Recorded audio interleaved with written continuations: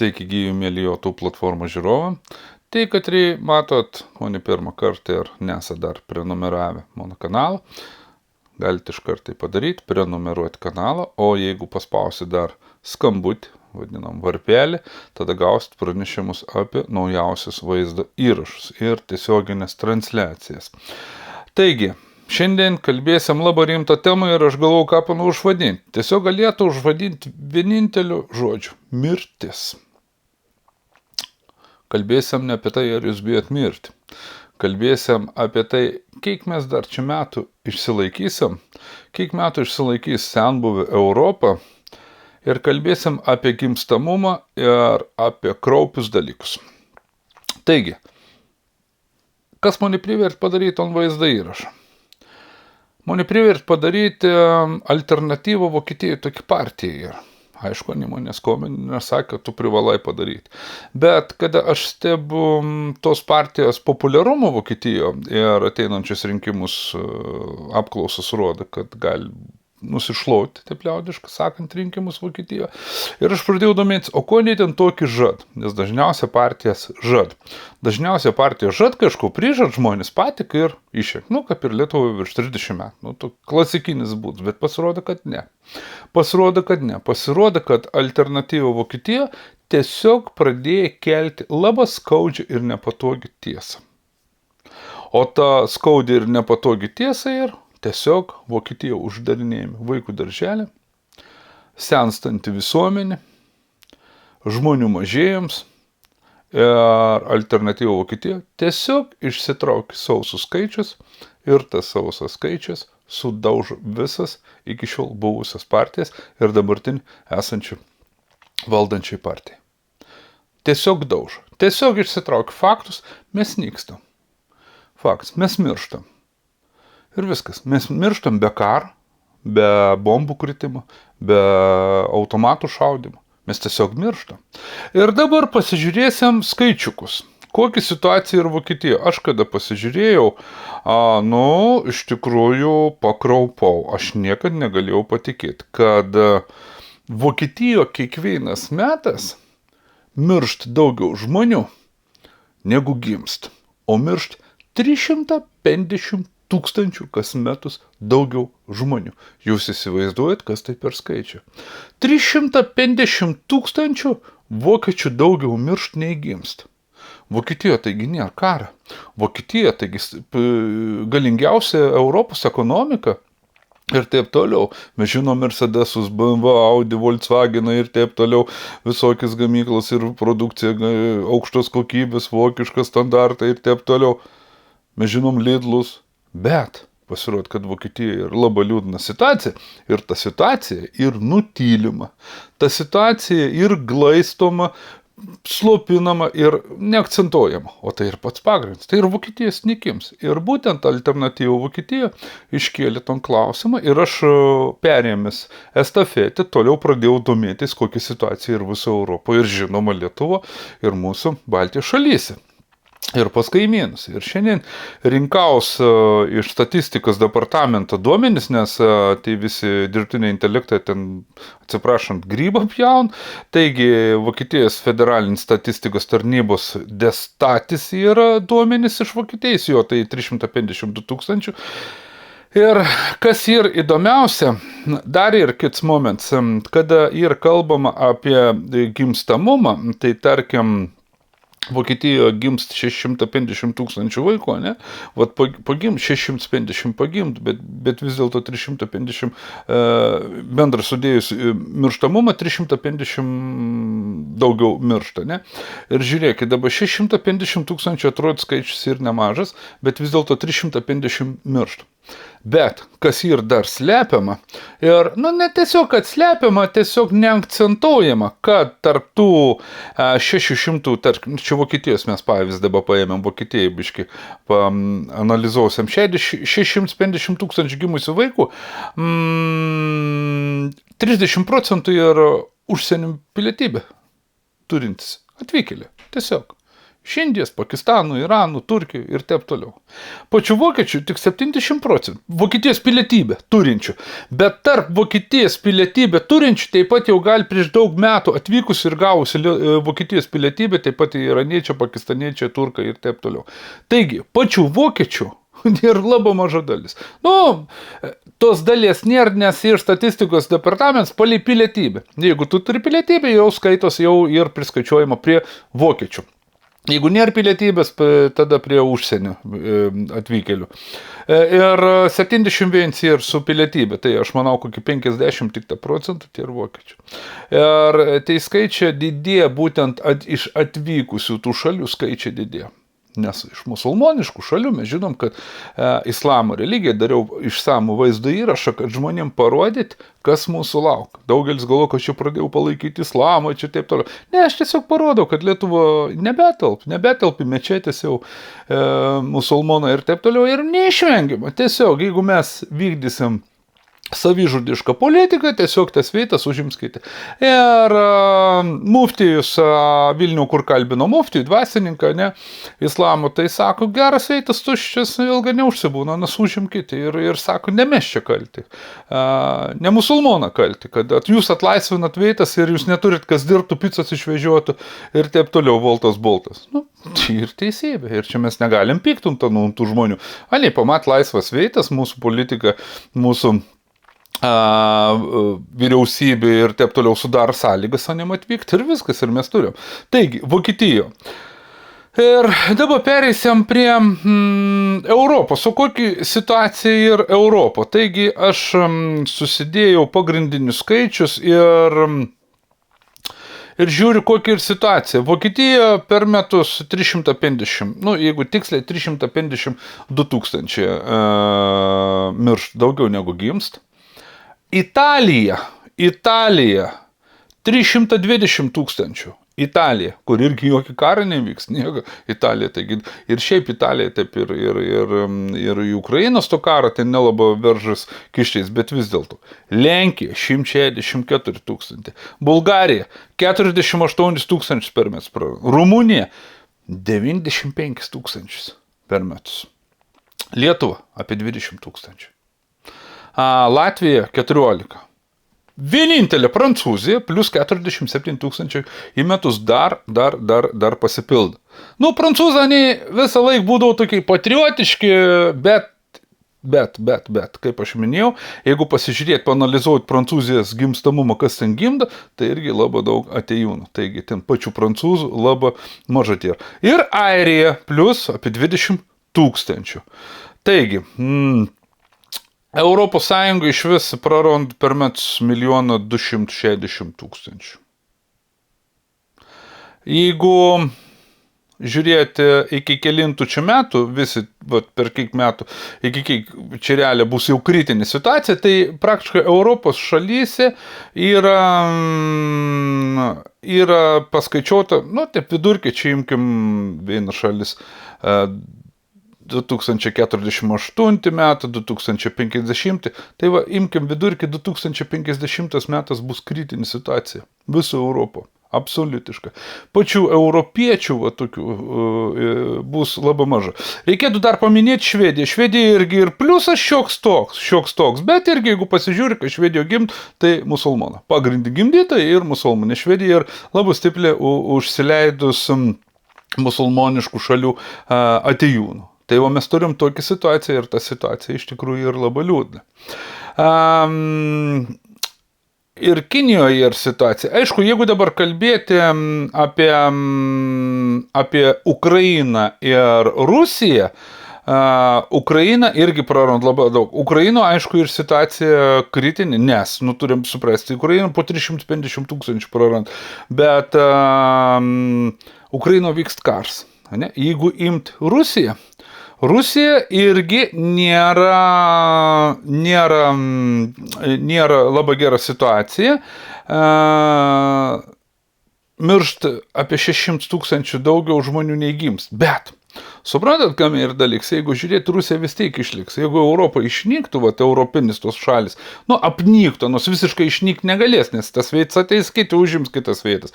Ir tiesiog mes Europą 2050 metais matysim vien mečetės ir musulmonai čia bus. Čia bus islams lyderiaujanti religija ir tas ir neišvengiama, jeigu nieks nedaroma.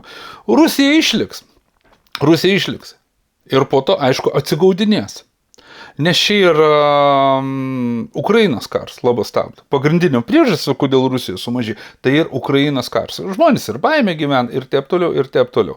Bet vis dėlto Rusijom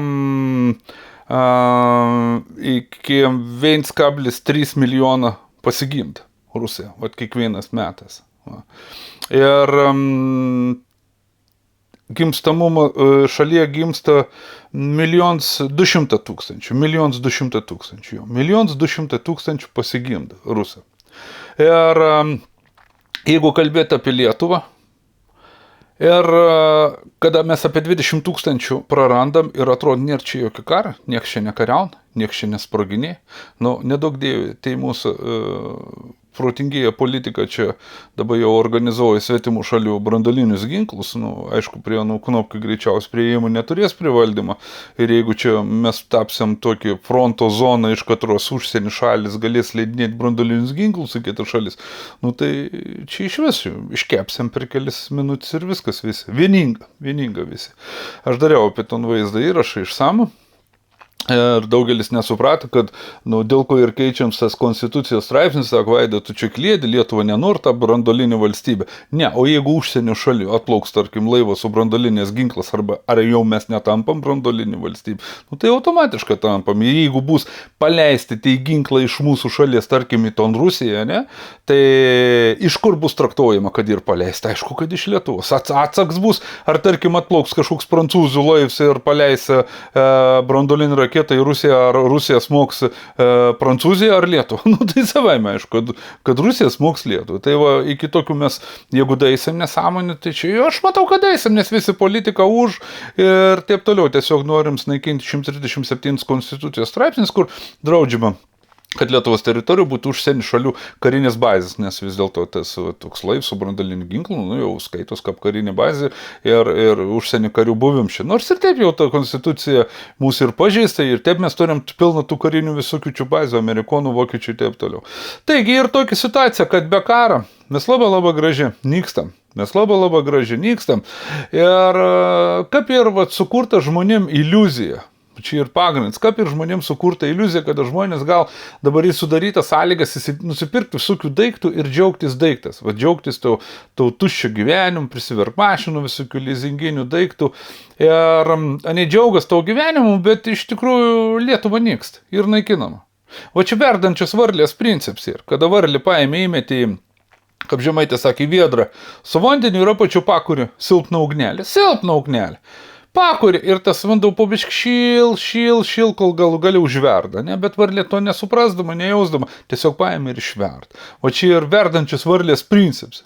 Kada tu ramiai padaudi visokių žaisliukų, pramogų, šok su manim, visokių televizijų, filmų, žaidimų, kompiuterinių, visokių šou, visokių lenktynių, visokių krepšinių, jūs tik eikit, tik nekreipkit dėmesį, tik užsiimkit visokiam nesąmonėm, sirkit, šaukit, eikit, pirkit, baliavokit, gerkit ir taip toliau. O Lietuva nyks. Ir aišku, priimant, kad reikia Lietuvą minėti, paėmė kažkokį šventę sugalvo, mindau kažkokį karūnavimo dėjinas, kur Žemaičių spardai pats niekšas giminaičių savo žudė už karų. Tai pats didžiausias niekšas per visą politinį istoriją, per visą istoriją Lietuvos, koks tai galbūt. Ir to niekšą kažkokį minėjom švent Lietuvę, kur Žemaičių ten pardai išdavė. Ir tikiteik, ir numankurtinta tauta nykstanti, politika naikintus pačius politikus taip patys, atsiprašant, protingi žmonės, renk 35 metus. Taip noris vis išvadinti idiotas, bet, galvoju, pagailėsiu, dar pagailėsiu. Nors jau bręst padaryti vaizdą įrašą ir tam vaizdo įraš 99% būtų keiksmažodžių ir neapykantas kai kam. Bet vis dar vis dar laikaus ir 35 metus, tuos pačius renk ir galvo, kad kažkas bus geriau, o mes, jeigu pasižiūrėti į statistiką, tiesiog po 20 000 žmonių kas metus nyksta. Taigi, kas dėl to kalts? Dėl ko čia taip atsitiko? Čia ir užprogramuota, aišku, ir domama tam. Reikėtų nepamiršti antrą pasaulinį karą ir tų momentą, kas naikino žydus ir atsiminti, kas šiandien yra prie valdymo organų pasaulyje, kokios tautos atstovo, vienas moments. Aš manau, kad tai gali būti istorinis kerštas. Esu matęs daug pasisakymų žydų, kad kerštas gali tęsti 100 ir 200 metų. Kitas moments yra, dabar toks momentinis tas moments ir Ukrainos karas, nes į Ukrainos karą vakarą Europą ir suinvestavę begalinius pinigus ir suinvestavę tur didžiulį norą nugalėti Rusiją ir Rusija suprasdama tų, jungi vilkinimo mechanizmą, o per vilkinimo mechanizmą ir kertama per šalių ekonomikas. Ir mes šiandien matom, Vokietijos pavyzdys, kada vaikų darželį užsidarinė, Volkswagen gamyklos ir taip toliau. Aišku, vakarai dabar iš visų pajėgumų bando susikaupti rasti finansavimo Ukrainai ir Ukrainos rankom daryti kuo daugiau provokacijų pačio Rusijoje, naftos perdirbimo gamyklų sprogdinimus, naftos bazių, kūro bazių ir taip toliau. Bet ten po kelių dienų vėl tos gamyklos yra suremontuojamos, sonos veik, bet Rusijos padaryta žala ekonominį taip greit neatsistat. Ir čia ir ilgalaikį poveikį. Rusija suprasdama, turėdama pranašumą, ani vilkin ir greičiausiai dar vilkins kelis metus. Ani ir labai naudinga šitas Ukrainos karas, nes per Ukrainos karą Rusija kuo puikiausiai pavyks sutvarkyti Europą ir mes dabar tik kalbėjom apie skaičius. Tai skaičiai irgi yra būtent to karo pasiekmė, kada žmonės gyvena baimė, žmonės gyvena nežinių, žmonės ekonominė nežinių gyvena ir taip toliau, ne? Ir Rusija tai darys, aš jau kiek kartų kartuoju, kokį, 50 visus vaizdo įrašus, pakartoju, kad tas karas ir visai kitoks, tai, kad reikia žiūri kažkokį sprogimą, kažkas kažku paėm, taip, kažkokie laimėjimai iš Rusijos pusės tur parodyti visuomenį, nes visuomenė tada pradės pykti, tai kas čia, dėl ko mes čia kariaujam, čia teritorijų nein paimti. Taip, čia parod, kada jau visuomenį probiškų pradėt pykti, paėm 5 kokius kaimukus. Užėm, parodo. Miestelį kokį užėm, parodo, vėl visuomenį nusiramin Rusijos visuomenį. O Ukraina dabar iš visų pajėgumų ir finansuojama, į Ukrainą ir kišami milžiniški pinigą, kad Ukraina bent jau atsilaikytų. Ir dėl to, tiesiog ir išleidžiamis labai didžiulis sumas ir kai kurių šalių ekonomikas nebetlaik, tos pačios Britanijos. Tarp kitko, Britanija, Anglijoje vadinamo gimstamoms šiek tiek į pliusą, bet vėl pasižiūrėjus, kas ten gimda, ten didžioji dalis gimda atvykėlių. Tame prie to prisideda ir Lietuvė. Ir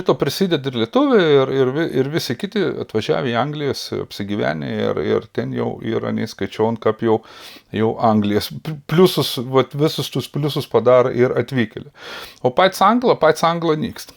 Traukėsi iš didžiųjų miestų, čia žiūrėjau, iš didžiųjų miestų bėga į tus kaimelius, bet į priemiesčius bėgdavo, į tus priemiesčius vis tiek jau ateinti, vadinkim, į visi Pakistans, Irans ir taip toliau, ir jau iš priemiesčių traukės gilin, ir taip eina, ir visi, kad tas moments, kada jau visur, ir kaimus, ir miestelės bus tų atvykėlių, o Angla tiesiog nykst. Dėl to, kad Anglijoje ir paleist pats didžiausias tas susinaikinimo procesas varlės virimo principo, kada yra alkoholis, narkotika, ištvirkavimą, tuštybės, beprotybės, visi nusitatuiravimo, visi nublūdimą, visas durnums pagrindė ateina iš kur, iš Anglijos. Mes irgi su žmona praeitais metais buvom, tiesiog nuvažiavom pažiūrėti, kas mūsų lauko. Mes nuvažiavom pažiūrėti, kaip sako, nuvykom laiko mašiną į priekį. Nuvykom ir pasižiūrėjom. Ir ačiū Robertau dar kartą ir Ernestą, pravežiojau per visus Londonus, per visus centrus, priėjom per China City, visus Ohostus, visus ten iškrypę lynus tus. Ir mes pamatėm, kad tai ir ateitis, kas laukia mūsų, bet iš esmės tai ir susinaikinim. Tai ir susinaikinimo mechanizmas ir žmonės to neįvertina. Taigi, tokia situacija ir šią dieną mūsų pasaulyje. O kuo mes gyvenam toliau? Žiūrim, stebim, laukiam rinkimų, kada vėl galėsim už tos pačius nueiti užbalsuoti. Aišku, šio kelis mes nebedalyvauju absoliutiškai rinkimus tame cirke, nebedalyvauju, tai kad ir dalyvauju, čia ir pačių žmonių pasirinkims. Tai dar kartą visiems padėkos, tai kad ir prisidedat prie mūsų veiklos, tai kad ir norit prisidėti prie mūsų veiklos, galite tai padaryti apačio po vaizdą įrašų, tai kad ir dar nesat prenumeravę kanalą, galite prenumeruoti, tai kad ir nebijot, galite pasidalinti, o tai kad ir turit kitokį nuomonę ar papildyti nuomonę, būtų malonu, kad tai išguldytumėt komentarų skilti savo nuomonę. Taigi šiam kartu teik ir iki kitų kartų. Ate.